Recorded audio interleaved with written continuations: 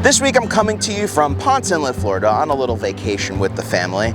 And of course I brought the R6 with me compared to the Komodo. It's definitely the most family friendly camera when doing videos, photos, all that stuff. But one of the things that it had me thinking on this trip is there are definitely some features that Canon purposely don't put into the R6 so it doesn't compete with the R5. But to be completely frank, Canon's shooting themselves in the foot by not doing this because their competition is, and it's one of those things where when people talk about the Canon Cripple hammer, it is real because a lot of these things are software, and some of them, there's absolutely no reason Canon doesn't put them in the cameras. And another big wake-up call to you, Canon, is this is part of the reason why Sony is winning with mirrorless video shooters compared to Canon.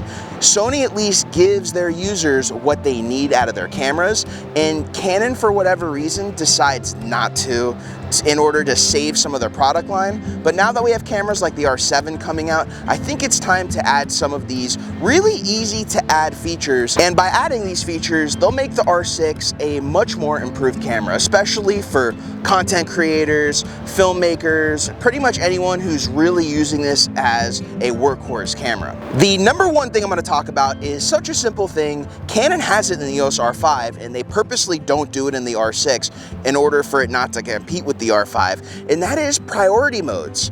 The fact that there's no priority modes like aperture priority mode, shutter priority mode in video is crazy and mind-boggling, because with those modes, it's a lot easier to do stuff like content creation, run and gun work, and it's just a piece of software. It's something that can be added very easily, and I believe Canon doesn't put it in so it doesn't compete with the R5. Well, Canon, these cameras have been out for a while now. The R6 is over $1,000 less than the R5, I get that, but you got the R7 coming out. There are some things you need to do to differentiate the R6 from the R7 even more. So Canon, please add priority modes. It just makes content creation a lot easier. Your automatic video mode just isn't quite what I want, because even now I'm using the automatic video mode just to create this quick video, and I can't dial in the depth of field I want. I basically either have to go completely manual or I have to go completely auto, and I know I'm not shooting at exactly what I want. I want to be shooting at 2.8, but I'm pretty sure I'm shooting at 5.6 right now.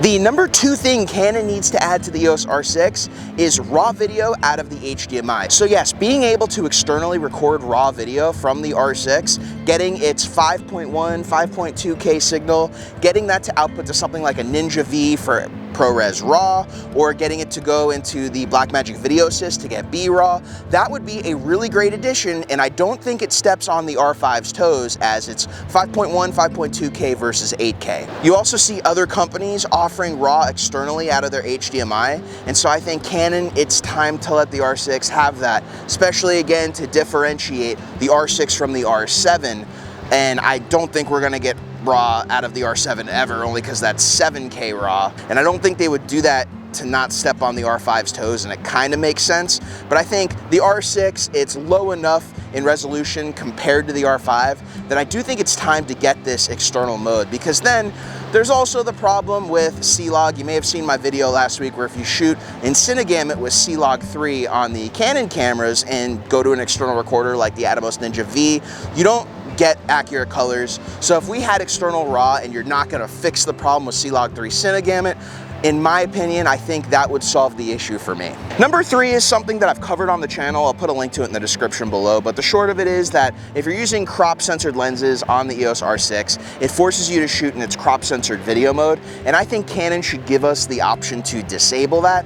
That way, if I'm shooting with lenses that will resolve a full frame image, especially if you're using image stabilization or whatnot, where you're even cropping further in to the sensor, it definitely makes sense that Canon should be adding that in. We should be able to disable it if we want and not be forced to shoot in the crop video mode.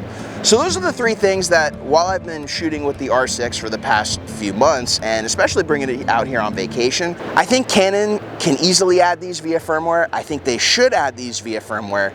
And if you have any suggestions on what you think Canon should add to the EOS R6 via firmware, if you got knowledge and value out of today's video, please make sure to hit that like, subscribe, and notification bell to keep up to date with the latest videos on the channel. I'm gonna wrap this up. I'm gonna go finish up this vacation because I gotta get on the drive home in a bit. My name's Geoff Fagien. Thank you for watching as always, everybody, and I will see you in the next video.